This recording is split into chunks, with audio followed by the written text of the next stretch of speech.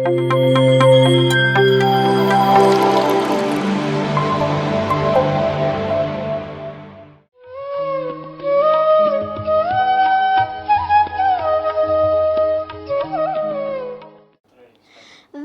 To PMC Kannada channel.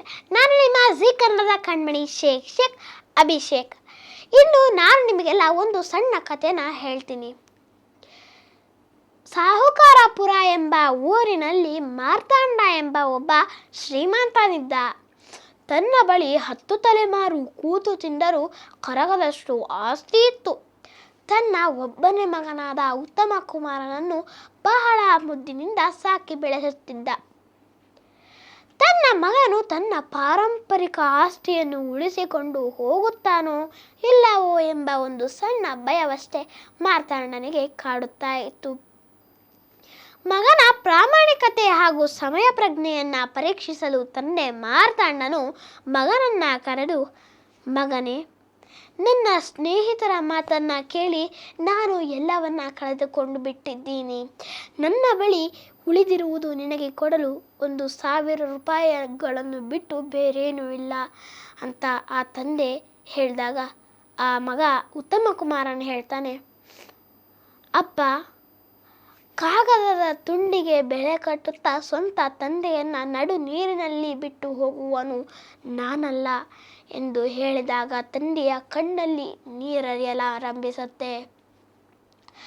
ಆಗ ತಂದೆ ಮಾರ್ತಾಂಡನ ಹೇಳ್ತಾನೆ, ನೋಡು ಮಗನೇ, ಸಾಲಗಾರರು ನನ್ನ ಹೆಗಲನ್ನು ಹೇರಿದ್ದಾರೆ.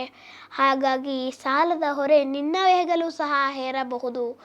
ಹಾಗಾಗಿ ನೀನು ಈ 1,000 ರೂಪಾಯಿಯನ್ನು ತೆಗೆದುಕೊಂಡು ಎಲ್ಲಾದರೂ ಹೊರಟು ಬಿಡು. ನಾನು ಇಲ್ಲಿ ಹೇಗೋ ಜೀವನವನ್ನು ಸಾಗಿಸುತ್ತೇನೆ ಅಂತ ತಂದೆ ಮಾರ್ತಾಂಡನು ಹೇಳ್ತಾನೆ. ಮಗ ಉತ್ತಮ ಕುಮಾರನು ತಂದೆಯ ಕಾಲಿಗೆ ಬಿದ್ದು ಗಳಗಳನ್ನೇ ಅಳುತ್ತಾ ಹೇಳ್ತಾನೆ, ಅಪ್ಪ, ನನ್ನನ್ನು ಕ್ಷಮಿಸಿ. ನಾನು ನಿಮ್ಮನ್ನು ಬಿಟ್ಟು ಎಲ್ಲಿಗೂ ಹೋಗಲಾರೆ. ಸೋಲು ಶಾಶ್ವತವಲ್ಲ, ಏನೇ ಬರಲಿ ಎದುರಿಸೋಣ ಎಂದು ಉತ್ತಮ ಕುಮಾರನು ತನ್ನ ತಂದೆಗೆ ಧೈರ್ಯದ ಮಾತನ್ನು ತುಂಬುತ್ತಾನೆ. ತಂದೆ ಹೇಳ್ತಾರೆ, ಅಳಬೇಡ ಮಗನೇ, ಎದ್ದೇಳು. ನಾನು ಇಲ್ಲಿವರೆಗೆ ಹೇಳಿದ್ದೆಲ್ಲ ಸುಳ್ಳು. ನಿನ್ನನ್ನು ಪರೀಕ್ಷಿಸಲು ನಾನು ಈ ಸುಳ್ಳನ್ನು ಹೇಳಿದೆ. ನನ್ನನ್ನು ಕ್ಷಮಿಸು ಅಂತ ಆ ತಂದೆ ಆ ಮಗನಿಗೆ ಹೇಳ್ತಾರೆ. ಸೊ ಫ್ರೆಂಡ್ಸ್, ಈ ಕಥೆಯ ನೀತಿ ಏನಪ್ಪ ಅಂತ ಅಂದರೆ, ನಮ್ಮ ತಂದೆ ತಾಯಿಗೆ ಸಂಕಷ್ಟ ಬಂದಾಗ ನಾವು ಹೆದರ್ಕೊಂಡು ಓಡಾಗಬಾರ್ದು. ಬದಲಾಗಿ ಅವರ ಹೆಗಲಾಗಿ, ಅವರ ಕಷ್ಟಗಳಿಗೆ ಹೆಗಲಾಗಿ ನಿಲ್ಲಬೇಕು. ಧನ್ಯವಾದಗಳು ಫ್ರೆಂಡ್ಸ್. ಮತ್ತೆ ಮುಂದಿನ ಕಥೆಯೊಂದಿಗೆ ನಾವೆಲ್ಲರೂ ಸಿಗೋಣ. ಅಲ್ಲಿವರೆಗೂ PMC ಕನ್ನಡ ಚಾನಲ್ ನೋಡಿ, ಲೈಕ್ ಮಾಡಿ, ಶೇರ್ ಮಾಡಿ, ಸಬ್ಸ್ಕ್ರೈಬ್ ಮಾಡಿ. Thank you friends. PMC Kannada channel ಅನ್ನು ಲೈಕ್ ಮಾಡಿ, ಶೇರ್ ಮಾಡಿ, ಸಬ್ಸ್ಕ್ರೈಬ್ ಮಾಡಿ ಮತ್ತು ಮಾಡಿಸಿ. ಎಲ್ಲರಿಗೂ ಧನ್ಯವಾದಗಳು.